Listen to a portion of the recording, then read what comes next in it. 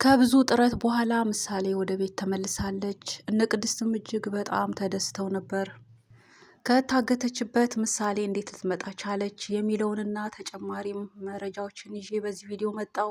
ሰላም ጤና ይብዛላችሁ ውድና የተከበራችሁ አድማጭ ተመልካቾች እንደምን አላችሁልን? እንኳን በደህና መጣችሁ። በዚህ ቪዲዮ የምሳሌ ድራማን የማጋራችሁ ቪዲዮን በማየት እስከ ፍጻሜ አብራችሁ እንድትቆዩ ስል በአክብሮት ጋበዝኩ። ለዚህ ቻናል አዲስ ከሆናችሁ ሰብስክራይብ በማድረግ ቤተሰብ ይሁኑ። እንዲሁም ቪዲዮ ላይክ በማድረግ ሀሳብ አስተያየታችሁን ኮሜንት ማስቀመጥ ይቻላል። መድብል ምሳሌን ለማስፈታትና እንዲሁም ደግሞ ስለ ወንድሙ ስለ ብሩክም ለማወቅ ብዙ ጥሯል፣ ብዙ ታግሏል። እንግዲህ ከብዙ ጥረትና ትጋት በኋላ ተስፋ በመቁረጥ ውስጥ ሆኖ መጠጥ ጠጥቶም ወደ ቤት መጥቶ ነበር። ከዚያም በኋላ መድብል ምን ማድረግ እንዳለበት ለብቻውን እያሰበ እያሰላሰለ እየተከዘ ሳለ አንድ ቀድሞ የሚያውቀው ሰው መጥቶ እንግዲህ ተገናኝቶት ነበር። እንዲሁም ደግሞ ሊረዳውም እንደሚችልም ጭምር አሳውቆት ነበር። መድብልም ያው ከዚህ ቀደም ብዙ የዋለለት ሰው እንደመሆኑ ውለታዬን ታስታውሳለህ አይደል? እንግዲህ ስለ ውለታ ስትል እንግዲህ አንተም መልካም ነገር እንደምታደርግልኝ እንደምትተባበረኝ ተስፋ አደርጋለሁ በሚል ተማጽኖትም ነበር። ይህም ሰው እንግዲህ ያው ማንነቱን ማሳየት አልፈለገም። እንዲሁ በደፈናው ግን እንደሚረዳው ቃል ገብቶለት ተለያይቶ ነበር። ከዛም በኋላ እንደተመለከትነው ማህሌትን ይህ ሰው አግኝቷት ከማህሌት ጋር አብሮ ከነሱ ጋር ከግብረ አባሮቹ ጋር አብሮ እንደሚሰራ ዝናንም ሊያስፈታ እንደሚችል ከዛ ቀደም ግን ምሳሌ ያለችበትን ቦታ አሳይኝ፣ ከዛ በኋላ እኔ የማደርገውን እኔ አውቃለሁ በሚል እንግዲህ በብዙ ቃል ሊያሳምናት ሞክሮ ነበር። ማህሌትም በጭራሽ ለምን ይህ ይሆናል? አንተ መጀመሪያ ዝናን አስፈታው ከዛ በኋላ ስትል ስትጠራጠር ነበር። ነገር ግን ልጁ እንደምንም ብሎ አሳምኗት ያው ማህሌት ምሳሌ ያለችበትን ቦታ አሳውቃው ነግራውም ነበር።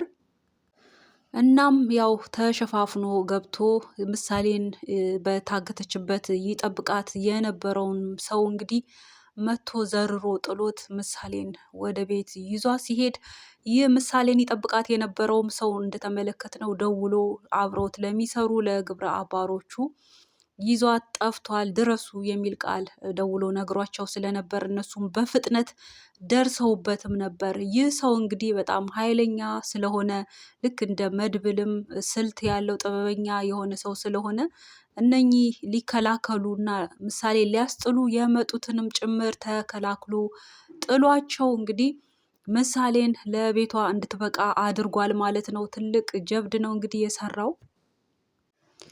ቅድስትም በመድብል ያውም ሰክሮ በመምጣቱ ተስፋ በመቁረጡ እንግዲህ እጅግ ተገርማም እያጽናናችውም ብዙ ጥረሃል፣ ብዙ ለፍተሃል፣ እንደዚህ መሆን የለብህም እያለችው እሷ እንግዲህ አዝና በጣምም ተክዛ ነበር። ምክንያቱም ተስፋ የምታደርገው ነገር እንዳልነበር ሲሆን ያው ፍቅሯ ብላ ያለችውን ያፈቀረችውንም ብሩክም በዚህ ሁኔታ በማጣቷ እሱም ወጥቶ በመቅረቱ እንዲሁም ደግሞ የምትሳሳላት አደራዋ የሆነችው ምሳሌም ወጥታ በመቅረቷ እኔ ምን አለኝ ከዚህ በኋላ እንደውም ብሄድ ይሻላል በሚል በተስፋ መቁረጥ ውስጥ ሆና ከዛም በኋላ መድብል ተስፋ እንደሰጣት ተመልክተን ነበር።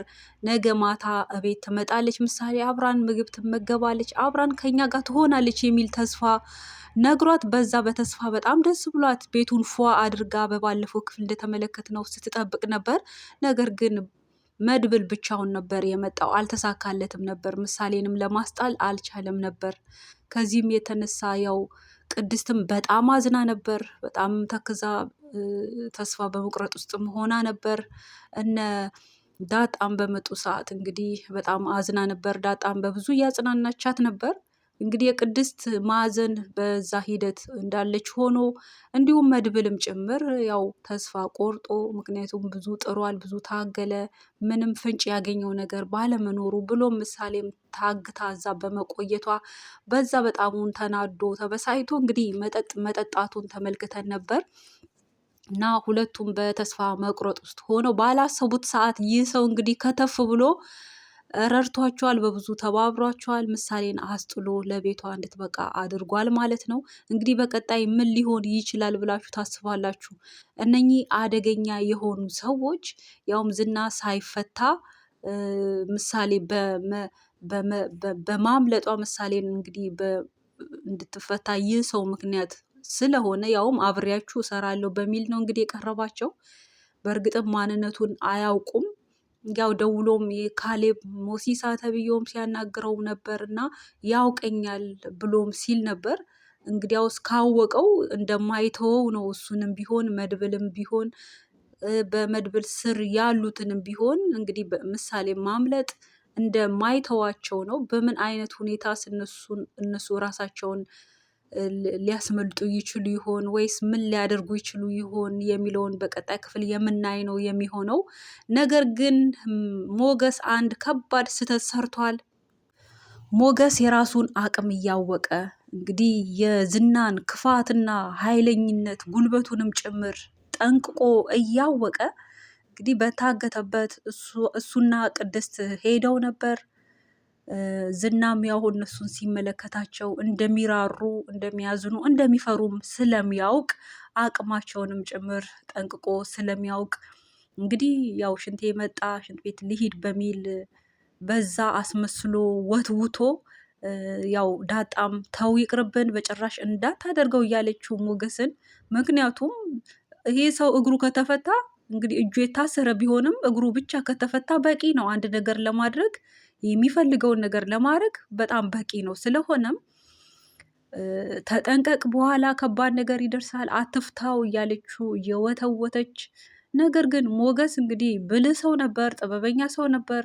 እዚህ ጋር ጥበቡ አንዳንዴ እንዴት እንደሆነ አላቅም፣ ብቻ እዚህ ጋር በጣም ተሸውዷል።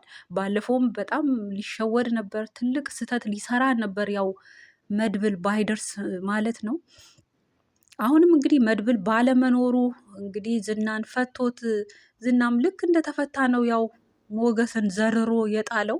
ሞገስ ለዚች አቅሙ እንግዲህ አርፎ አለመቀመጡ፣ አለመጠንቀቁ፣ ሽንቱን ከፈለገ ዝና እላዩ ላይም ቢሆን ይልቀቅ እንጂ ደግሞም የእሱን ተንኮል ያውቃል። ሽንቱም ሳይመጣ መጣብኝ በሚል እንደሚናገር እንደሚዋሽም የታወቀ ነው። ስለሆነም መፍታት ያልነበረበትን ሰው ፈቶ እንግዲህ ራሱም እንዲጎዳ ምክንያት ሆኗል። እንዲሁም ደግሞ ዳጣም ያው እንዳታመልጥ እንዴት ቁልፍም ደግሞ አምጪ እያላትም ነበር። ቁልፉን እሷ የምታውቀው ነገር የለም። ምናልባት ቁልፉ በሞገስ ኪስ ውስጥም ሊሆን ይችላል። እናም ዝናም ቁልፉንም እየፈለገ እንዲሁም ዳጣንም እያስፈራራ በዛ ሂደት ነበር ድራማው የተጠናቀቀው። እንግዲህ ይህ ሰው ኦልሬዲ ተፈቷል። ከዛ ምሳሌ አምልጣለች፣ ከዚህ ደግሞ እሱ ተፈቷል። ራሱን ለማስመለጥ እንግዲህ ቁልፍ እየፈለገ ነበር ያለው። በቀጣይ መድብል ደርሶ እንዳያመልጥ ይደርስበት ይሆን ወይስ ያመልጥ ይሆን? ቁልፉን የበሩን አግኝቶ ሊወጣ ይችል ይሆን የሚለውን እንግዲህ በቀጣይ ክፍል የምናይ ነው የሚሆነው። ዝና አምልጦ ከወጣ ምናልባት እነኚህ ሰዎች ሊረጋጉ ይችላሉ። ካልሆነ በቀር ዝና ግን መድብል ደርሶ እንደገና ካገተው እና በዛ ሂደት ዝና ከቆየ እዛ ጋር ደግሞ ምሳሌ ከቅፋቸው ወጥታለች፣ አምልጣለች፣ አስመልጧታል። ስለሆነም እነኚህ ሰዎችም እንግዲህ ይባስ ከባድ ነገር እንደሚያደርሱ ነው። ኤፍራታንም ፈተዋታል። ያው ኤፍራታም እናገራለሁ መድብል ያለበትን እጠቁማለሁ ብላለች። እንግዲህ ኤፍራታ በዚህ ልክ እንግዲህ ለታመነላት ሰው ላመናትም ሰው አልታመነችም። ያው ቢደራደራትም ገንዘብ እሰጥሻለሁ ብሎ ነው መድብል። እናም እንድትታመን እንድትጠነቀቅ ባለፈው ስህተት ሰርታለች፣ ልትገለው ሁሉ ተስማምታ እንደዛ አይነት ነገር እንዳታደርግ ሁሉ ብሎ ነበር። ያውም መድብል ኤፍራታን ይከጅላትም ነበር፣ በፍቅርም ያስባትም ነበር። እሷም እንዲሁ ትፈልገው ነበር። ያ ፍላጎቱ ሁሉ እንዲጠፋ ነው ያደረገችው። ምክንያቱም እንዲህ እያመናት እየቀረባት የሚያስፈልጋትንም ገንዘብ እሰጥሻለሁ በሚል ነው እንግዲህ አብራው ልትሰራውን በዚህ ልክ ቀርቧት ሳለ እሷ ግን ልትገለው አሳልፋ ልትሰጥ መስማማቷ ከሷ ልቡ እንዲቆርጥ አድርጋለች ማለት ነው። አሁንም ቢሆን በድጋሜ እንደገና ተገናኝተው እንድትረዳው እንደገና ተማጽኗት ባለው ሂደት እያለ ነበር እሷም የታገተችው። እንግዲህ ስትታገትም ለማህሌት ሚስጥሩን ነግራ ነበር። መድብል ገንዘብ እሰጥሻለሁ ብሎ ነው፣ ለዚህ ተስማምቼ ነው በሚል እውነቱን ለኤፍራታ ለማህሌት ነግራት ነበር። ይህ እንግዲህ በመድብል ላይ ይባስ እንግዲህ ከነኛ ከግብረ አባሮቹ ይባስ ከባድ ነገር እንዲደርስበት የሚያደርግ ነገር ነው። እንዲሁም ደግሞ መድብልን አሁን እነሱ ለማግኘት ያው በኤፍራታ በኩል ሊሄዱ ነው። ኤፍራታም ደግሞ አሳያችኋለሁ ብላለች። ደውላም መድብልን ላገኝ እፈልጋለሁም ስትለው ነበር እና ለምን ጠፋሽ? ጠፍተሽ ስልክሽም አይሰራም ነበር ብሎ ሲላት ያው ሸሽቼ ነው ፈርቼ ነው ብላ ዋሽታለች። እና መድብል ያምናት ይሆን? በዚህ ልክ እንግዲህ ዋሽታ እንደገና እሱን ለወጥመዱ ልትከት ያሰበችውን ሴራ ሳይነቃባት አምኗት ሊያገኛት ሊገናኛት እንደገና ይሄድ ይሆን? በቀጣይ ክፍል በዝርዝር የምናይ ነው የሚሆነው። በዚህ ክፍል ያዘጋጀ ነው ይህንን ይመስላል። ቪዲዮን በማየት እስካሁን ስለቆያችሁ አብራችሁን ምስጋና ከልብ ነው። በያላችሁበት ሰላም ቆዩልን። ደህና ሆኑ። ባይ ባይ።